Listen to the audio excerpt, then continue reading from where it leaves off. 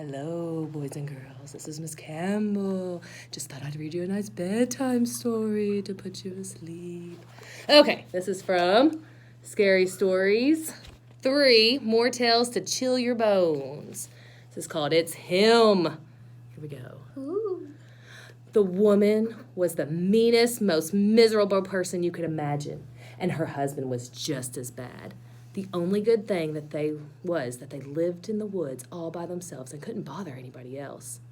One day, they were off somewhere getting firewood, and the woman got so mad at her husband that she grabbed an axe and she cut his head off, just like that. Then she buried him nice and neat and went home.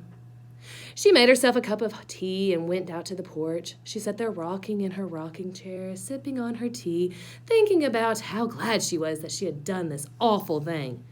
After a while, she heard this old, empty voice in the distance moaning and groaning, and it was saying, "Who's going to stay with me this cold and lonely night? Who?"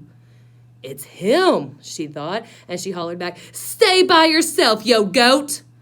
Soon she heard the voice again, only now it was closer, and it was saying, "Who's going to sit with me this cold and lonely night? Who?" "Only a crazy man," she shouted. "Sit by yourself, you old dirty rat."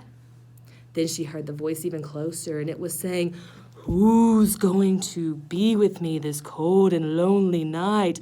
Who?" "Nobody," she sneered. "Be by yourself, you old miserable mole." She stood up to go into the house, but now the voice was right behind her, whispering, "Who's going to stay with me this cold and lonely night? Who?" But before she could answer back, a big, hairy hand came around the corner and grabbed her, and the voice hollered, "You